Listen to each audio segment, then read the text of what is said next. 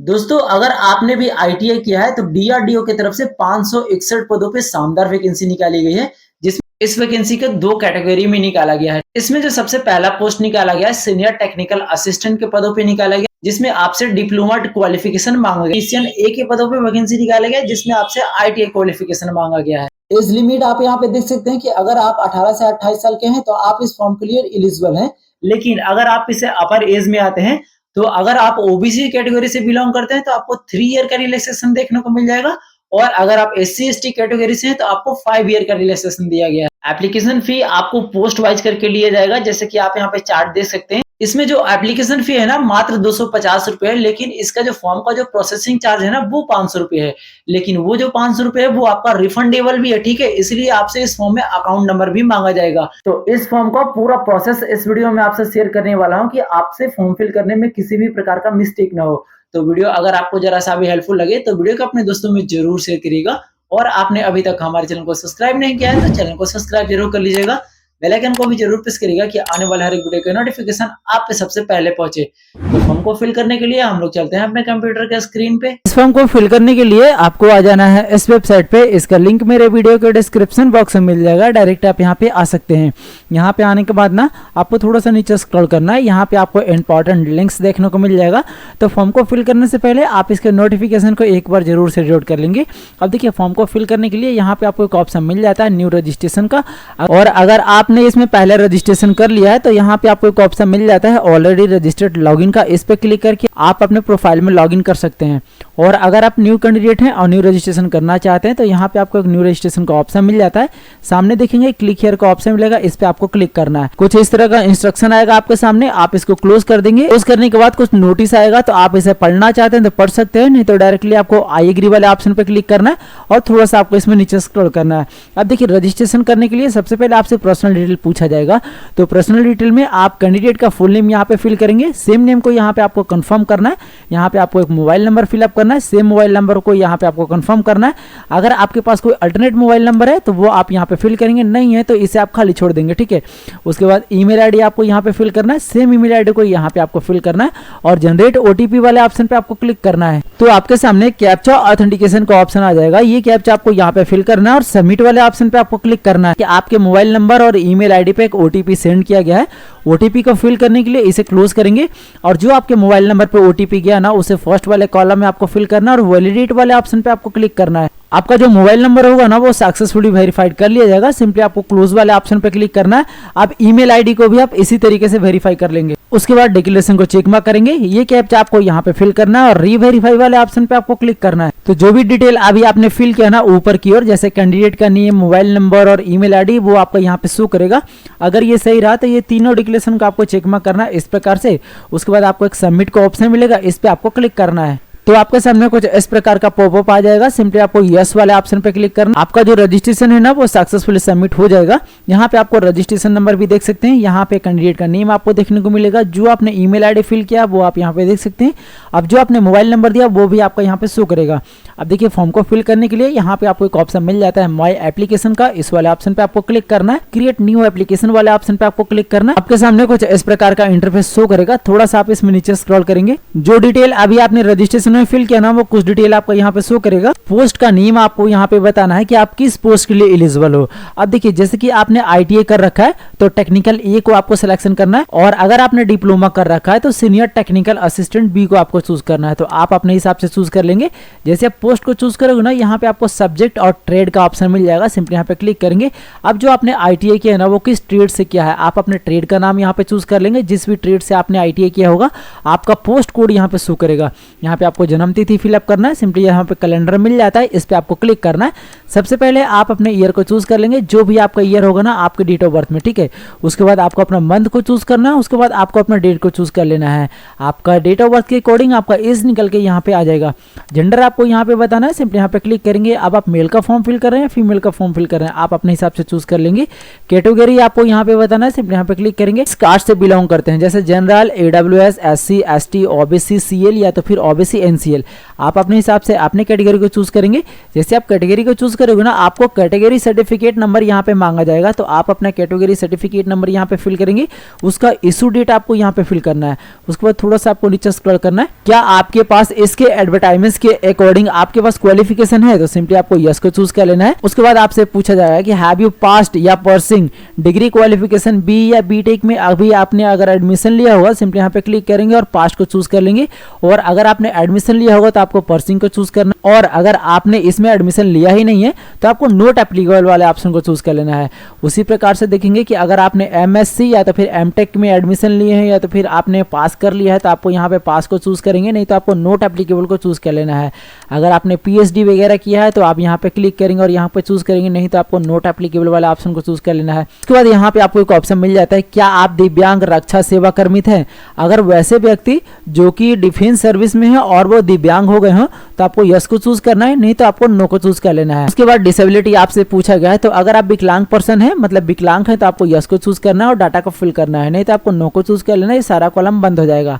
अगर आप ex serviceman है तो आपको यस को चूज करना है, नहीं तो आपको नो को चूज कर लेना है। अगर आप स्पोर्ट्स पर्सन है तो आपको यस को चूज करना है, नहीं तो आपको नो को चूज कर लेना है। उसके बाद एम्प्लॉयमेंट डिटेल आपसे पूछा गया है, तो देखिए यहाँ पे आपसे क्या बोला जा रहा है, क्या आप सरकारी सार्वजनिक क्षेत्र के उपकर स्वायत्त निकाय बैंकिंग क्षेत्र के कर्मचारी हैं। तो अगर आप सरकारी क्षेत्र में कोई कर्मचारी होंगे या तो फिर बैंकिंग सेक्टर में तो आपको यस को चूज करना है, नहीं तो आपको नो को चूज कर लेना है।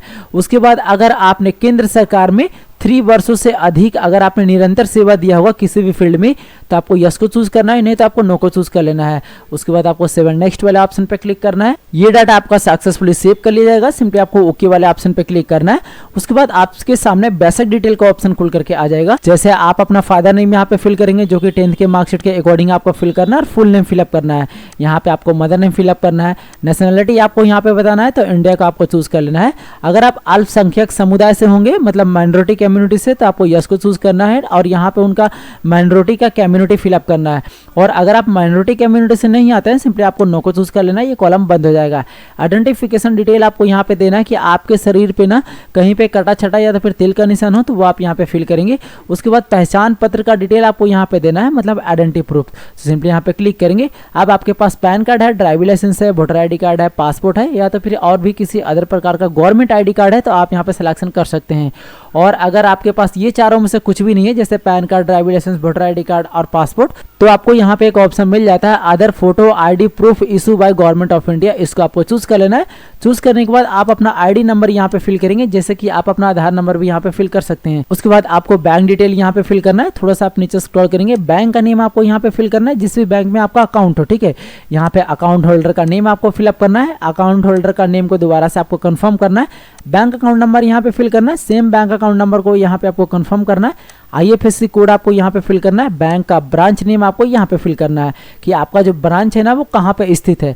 उसके बाद आपको सेव नेक्स्ट वाले ऑप्शन पे क्लिक करना है। तो आपके सामने कम्युनिकेशन डिटेल फिलअप करने का ऑप्शन आ जाएगा। सबसे पहले आपको करस्पॉन्डेंट एड्रेस फिलअप करना है। एड्रेस लाइन 1 में आप अपना विलेज का नेम फिलअप करेंगे जहाँ पे भी आपका विलेज होगा, ठीक है।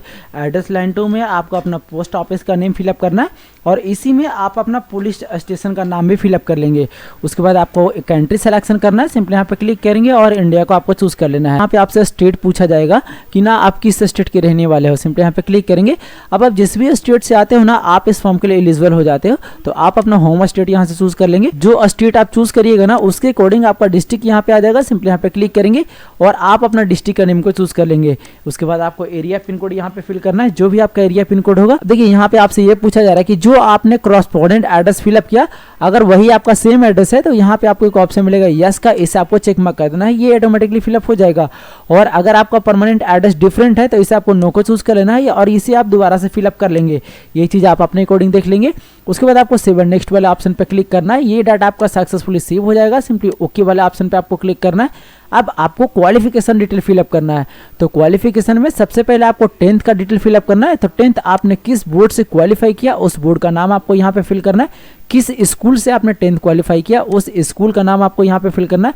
सब्जेक्ट तो 10th में जैसे कि आप सभी को पता होगा कि सभी सब्जेक्ट का एग्जाम होता है, तो आपको ऑल सब्जेक्ट यहाँ पे फिलअप कर लेना है। उसके बाद आपको परसेंटेज हो या तो फिर मार्क्स बेसिस हो या सीजीपीए हो, सिंपली यहाँ पे क्लिक करेंगे। अगर आपको परसेंटेज फिलअप करना है तो परसेंटेज को चूज करेंगे, और अगर आपको सीजीपीए फिलअप करना है तो सीजीपीए को चूज करेंगे। आप अपने मार्कशीट के अकॉर्डिंग यहाँ पे चूज करेंगे। जैसे कि मैंने परसेंटेज को चूज किया तो यहाँ पे आपको ऑब्टेन मार्क्स फिलअप करना है, कितना नंबर आपका आया, ठीक है। उसके बाद मैक्सिमम कि कितने नंबर का आपका एग्जाम हुआ, साइड में कहीं पे भी आपको क्लिक करना है। परसेंटेज आपका ऑटोमेटिकली निकल के आ जाएगा। उसके बाद पासिंग ईयर आपको यहाँ पे बताना है, सिंपली यहाँ पे क्लिक करेंगे। अब जिस भी ईयर में आपने 10th क्वालिफाई किया होगा ना, उस ईयर को आपको चूज कर लेना है। उसके बाद आपको आईटीआई का डिटेल यहाँ पे फिल करना है। तो क्वालिफिकेशन नेम सबसे पहले आपसे पूछा जाएगा, सिंपली यहाँ पे क्लिक करेंगे। अब आपने आईटीआई किया है या तो फिर एनटीसी किया है, मतलब नेशनल ट्रेड सर्टिफिकेट, आप अपने हिसाब से चूज करेंगे। अगर आपके पास 1 ईयर का आईटीआई है तो भी आप यहाँ पे फिलअप कर सकते हैं, इस फॉर्म के लिए आप एलिजिबल हो जाएंगे, ठीक है। तो आप अपने हिसाब से आप अपने क्वालिफिकेशन नेम को चूज कर लेंगे। उसके बाद आपको ट्रेड का नेम चूज करना है, सिंपली यहाँ पे क्लिक करेंगे। आप जिस भी ट्रेड से आपने आईटीआई किया है ना, आप अपने हिसाब से ट्रेड को चूज कर लेंगे। इंस्टीट्यूट पास्ट फ्रॉम आपसे पूछा गया कि आपने किस इंस्टीट्यूट से आईटीआई क्लियर किया, ठीक है। उसके बाद सीजीपीए है या तो फिर मार्क्स बेसिस है या तो फिर परसेंटेज है, सिंपली यहाँ पे क्लिक करेंगे। परसेंटेज होगा तो परसेंटेज को चूज करेंगे, सीजीपीए होगा तो सीजीपीए को चूज करेंगे, आप अपने अकॉर्डिंग से चूज कर लेंगे। उसके बाद ऑब्टेन मार्क्स आपको यहाँ पे फिल करेंगे, कितना मार्क्स आपका आया आईटीआई में, ठीक है। उसके बाद मैक्सिमम आपको यहाँ पे फिल करेंगे, कितने का आपका एग्जाम हुआ। फिल करने के बाद साइड में कहीं पे भी क्लिक करेंगे, परसेंटेज आपका ऑटोमेटिकली निकल के आ जाएगा। डेट ऑफ पासिंग आपको यहाँ पे फिल करना है। तो कैलेंडर आपको यहाँ पे मिल जाता है, यहाँ पे आपको क्लिक करना है। सबसे पहले आप अपने ईयर को चूज कर लेंगे, किस ईयर में आपने आईटीआई क्लियर किया। उसके बाद आप अपने मंथ को चूज करेंगे। उसके बाद आपको अपने डे को चूज कर लेना है। आपका पासिंग डेट यहाँ पे फिलअप हो जाएगा। उसके बाद duration in the course in year, मतलब कितने साल का ये आपका ड्यूरेशन रहा इस कोर्स का, सिंपली यहाँ पे आपको क्लिक करना है। उसके बाद देखेंगे 0.5 मंथ का या तो फिर 1 ईयर का या तो फिर 1.5 ईयर का या तो फिर 2 ईयर का, आप अपने हिसाब से अपने कोर्स का ड्यूरेशन सिलेक्शन कर लेंगे। उसके बाद अगर आपके पास कोई एडिशनल क्वालिफिकेशन है, मतलब आईटीआई के अलावा कोई और सा भी क्वालिफिकेशन है आपके पास, तो यस को चूज करना है और यहाँ पे उसका डिटेल फिलअप करना है। और नहीं है, सिंपली आपको नो को चूज कर लेना है। अगर आपने डीआरडीओ से अप्रेंटिसशिप किया होगा, सिंपली आपको यस को चूज करना है और यहाँ पे उसका डाटा फिल करना है। और अगर आपने डीआरडीओ से अप्रेंटिसशिप नहीं किया है, सिंपली आपको नो को चूज कर लेना है। उसके बाद यहाँ पे देखेंगे कि अपनी पसंद के क्रम को सभी पोस्टिंग स्टेशनों का चयन करने के लिए आपसे बोला जा रहा है। तो देखिए, जिस पोस्टिंग स्टेशन पे आपको सबसे पहले जॉब कर लेना है, आप उसको सिलेक्शन करना है। सिलेक्शन करने के बाद यहाँ पे आपको एक बटन मिलेगा क्लिक हियर का, इस पे आपको क्लिक करना है। ये पोस्टिंग स्टेशन आपका इधर की ओर आ जाएगा, मतलब ये सिलेक्शन हो चुका है। इसी तरह से बारी बारी से सभी को आप कर लेंगे इस प्रकार से, ठीक है। और अगर आपको लगता है जो आपने चयनित किया है इसमें से अगर कोई चीज आपका ऊपर होना चाहिए, तो वापस आप इस पे क्लिक करेंगे और यहाँ पे आपको एक ऑप्शन मिलेगा क्लिक हियर टू क्लियर, इस पे आपको क्लिक करना है। ये वापस से इधर की ओर आ जाएगा। तो इसी प्रकार से आप सिलेक्शन करेंगे और इसे आप हटा भी सकते हैं, ठीक है। उसके बाद आपको सेव एंड नेक्स्ट वाले ऑप्शन पे क्लिक करना है। तो ये डाटा आपका सक्सेसफुली सेव कर लिया जाएगा। आपके सामने एग्जाम सिटी परफॉर्मेंस चूज करने का ऑप्शन आ जाएगा। तो देखिए, सबसे पहले ना आपको स्टेट को चूज करना है ना, कि आपको किस स्टेट में एग्जाम देने जाना है। उसके बाद जो आप स्टेट चूज करोगे ना, उस स्टेट में जितने एग्जाम सिटी बनाए होंगे उसका लिस्ट आपको यहाँ पे खुल के आ जाएगा। आप अपने हिसाब से सिलेक्शन कर लीजिएगा। बारी बारी से आप पांचों स्टेट को सिलेक्शन करेंगे और पांचों सिटी को आपको सिलेक्शन करना है। उसके बाद सेव एंड नेक्स्ट वाले ऑप्शन पे आपको क्लिक करना है। तो ये डाटा भी आपका सक्सेसफुली सेव कर लिया जाएगा। उसके बाद आपको ओके वाले ऑप्शन पे क्लिक करना है। अब आपको यहाँ पे डॉक्यूमेंट अपलोड करने का ऑप्शन आ जाएगा। तो डॉक्यूमेंट अपलोड में सबसे पहले आपको अपने लाइव फोटो कैप्चर करना है। उसके बाद आपको एक जो पासपोर्ट साइज फोटो होता है ना, वो कलर में, वो आपको यहाँ पे अपलोड करना है। उसके बाद आपको एक सिग्नेचर अपलोड करना है। उसके बाद आप 10th क्लास का दस्तावेज अपलोड करेंगे, जैसे आपके पास मार्कशीट है या तो फिर सर्टिफिकेट है, दोनों में से कोई सा भी डॉक्यूमेंट आप यहाँ पे अपलोड कर सकते हैं। उसके बाद आईटीआई का सर्टिफिकेट, अगर आपने 1 ईयर का लगाया होगा तो 1 ईयर वाला अपलोड करेंगे। अगर आपने 2 ईयर का लगाया होगा तो 2 ईयर का सर्टिफिकेट आपको यहाँ पे अपलोड करना है। उसके बाद कैटेगरी सर्टिफिकेट आपको अपलोड करना है। अब ये डॉक्यूमेंट आपको अपलोड करने का जो क्राइटेरिया रहेगा, यहाँ पे आपको क्लिक करना है, क्लिक है टू अपलोड वाले पे, इस पे आपको क्लिक करना है। जैसे आप क्लिक करेंगे ना, तो यहाँ पे उसका पूरा क्राइटेरिया शो करेगा। अब देखिए, जो पासपोर्ट साइज फोटो आपको अपलोड करना है ना, उसका जो बैकग्राउंड होगा वो बिल्कुल व्हाइट होना चाहिए और इसका जो साइज होगा 100 केबी से 200 केबी के अंडर में ही आप इसे अपलोड करेंगे। इसका डीपीआई आपको यहाँ पे देखने को मिल जाएगा, हाइट, वेट, इसका डायमेंशन, सारी चीजें आप यहाँ पे देख सकते हैं। अब जो आप लाइव फोटो कैप्चर करोगे ना, उसे कैप्चर करने के लिए आपके सिस्टम से वेबकैम कनेक्ट होना चाहिए। अगर आपके सिस्टम से वेबकैम कनेक्ट नहीं है तो नॉर्मली आप अपने फोन के कैमरे से भी इसे अपलोड कर सकते हैं। वो आप कैसे करोगे, तो देखिए, सबसे पहले यहाँ से आपको क्लोज कर देना है। उसके बाद यहाँ से लॉग आउट कर देना है। यूजर आईडी पासवर्ड डाल के सेम तरीके से आप अपने फोन में लॉग इन कर लेंगे। वापस से आप डॉक्यूमेंट अपलोड वाले ऑप्शन पे जाएंगे और क्लिक हियर टू अपलोड वाले ऑप्शन पे आपको क्लिक करना है। यहाँ पे आपको एक ऑप्शन मिल जाएगा click here to capture live photo का, इस पे आपको क्लिक करना है और आप अपने फोन के कैमरे से लाइव फोटो कैप्चर कर सकते हैं। अब लाइव फोटो कैप्चर करते समय किन किन बातों का आपको ध्यान में रखना है, तो आपका जो बैकग्राउंड होगा ना वो बिल्कुल व्हाइट होना चाहिए लाइव फोटो कैप्चर करते समय। लाइव फोटो कैप्चर करते समय आपके कैमरे में फुल फेस दिखना चाहिए, आपका ईयर दिखना चाहिए, आपका नेक दिखना चाहिए, आपका शोल्डर दिखना चाहिए, ये सारी चीजें आपका दिखना चाहिए। और आपके फेस पे क्या क्या नहीं होना चाहिए, तो जैसे आपके फेस पे चश्मा नहीं होना चाहिए, मास्क नहीं होना चाहिए, कैप नहीं होना चाहिए और आपका जो ज्वेलरी है वो किसी भी प्रकार का दिखना नहीं चाहिए यहाँ पे लाइव फोटो कैप्चर करते समय, नहीं तो आपको लाइव फोटो कैप्चर करने में थोड़ी सी दिक्कतें आ सकती है। ठीक है, तो इस प्रकार से आप अपने लाइव फोटो कैप्चर करेंगे। सिग्नेचर का जो साइज होगा उसे देखने के लिए क्लिक हियर टू अपलोड वाले ऑप्शन पे आपको क्लिक करना है। सिग्नेचर का साइज आपको यहाँ पे शो करेगा कि 80 KB से 150 KB के अंडर में आप यहाँ पे अपलोड करेंगे और जेपीजी फॉर्मेट में ही आपको अपलोड करना है। जो डॉक्यूमेंट आप अपलोड करेंगे उसका साइज आपको यहाँ पे देखने को मिल जाएगा कि जो डॉक्यूमेंट आप अपलोड करेंगे ना उसका जो साइज होगा 100 KB से 1 MB के अंडर में आप अपलोड करेंगे और जेपीजी, जेपीईजी या पीडीएफ किसी भी फॉर्मेट में आप यहाँ पे डॉक्यूमेंट को अपलोड कर सकते हैं। अभी डॉक्यूमेंट आप यहाँ पे अपलोड कर लेंगे ना उसके नीचे एक ऑप्शन मिल जाएगा आपको व्यू डॉक्यूमेंट का, उस पर क्लिक करके आप अपने डॉक्यूमेंट को एक बार जरूर देख लेंगे तभी आपका ये फॉर्म सबमिट हो पाएगा। उसके बाद थोड़ा सा आपको नीचे स्क्रॉल करना है, पेमेंट डिटेल आपको यहाँ पे शो करेगा। पेमेंट डिटेल में कैंडिडेट का नेम आप देख सकते हैं, जितना भी आपका पेमेंट लगेगा वो आपको यहाँ पे शो करेगा। ठीक है, वापस से आप नीचे स्क्रॉल करेंगे, जितना भी डिक्लेरेशन दिख रहा है ना सभी डिक्लेरेशन का आपको इस प्रकार से चेक मार्क कर देना है। चेक मार्क करने के बाद थोड़ा सा आप इसमें नीचे स्क्रॉल करेंगे, प्रीव्यू का एक ऑप्शन मिलेगा, इस पे आपको क्लिक करना है और आप अपने फॉर्म का फुल प्रीव्यू यहाँ पे देख सकते हैं। ठीक है, अगर आपके फॉर्म में कुछ मिस्टेक रहा तो वापस आप नीचे आएंगे, यहाँ पे ओके का एक ऑप्शन मिलेगा, इस पे क्लिक करेंगे, वापस से होम डैशबोर्ड पे लेकर के आ जाएगा। यहाँ पे बैक पे आपको क्लिक करना है और जहाँ पे भी आपका मिस्टेक है आप उसे पहले सुधार कर लेंगे। उसके बाद आपको सबमिट वाले ऑप्शन पे क्लिक करना है। जैसे आप फॉर्म को सबमिट कर लोगे ना आपको पेमेंट करने के लिए बोला जाएगा, तो पेमेंट का मल्टीपल ऑप्शन आपके सामने मिल जाएगा। जैसे आपके पास डेबिट कार्ड है, क्रेडिट कार्ड है, नेट बैंकिंग है, किसी भी तरीके से आप यहाँ पे पेमेंट प्रक्रिया को कंफर्म कर लेंगे। जैसे ही आपका पेमेंट सक्सेसफुल हो जाता है आपके सामने कुछ इस प्रकार का डैशबोर्ड खुल करके आ जाएगा। यहाँ पे आपको एक ऑप्शन मिलेगा एक्शन का, यहाँ पे एक आई का बटन मिलेगा, इस पे आपको क्लिक करना है। क्लिक करते ही आपके फॉर्म का पूरा प्रीव्यू यहाँ पे शो करेगा। तो आप अपने फॉर्म को इस प्रकार से डाउनलोड कर सकते हैं, जो आपका प्रिंट रहेगा उसका, और इस प्रकार से आप डीआरडीओ में जो वैकेंसी आई ना CEPTM का 11 का, आप फॉर्म को फिल कर सकते हैं, वो भी बिना किसी प्रकार के मिस्टेक के। तो वीडियो अगर आपको जरा सा भी हेल्पफुल लगा हो तो वीडियो को अपने दोस्तों में जरूर शेयर करिएगा और आपने अभी तक हमारे चैनल को सब्सक्राइब नहीं किया तो चैनल को सब्सक्राइब जरूर कर लीजिएगा। बेल आइकन को भी जरूर प्रेस करिएगा कि आने वाला हर एक वीडियो का नोटिफिकेशन आप पे सबसे पहले पहुंचे। तो मिलते हैं फिर से किसी ऐसे नया टॉपिक के साथ, तब तक के लिए धन्यवाद। देखते रहिए A to Z सॉल्यूशन। जय हिंद।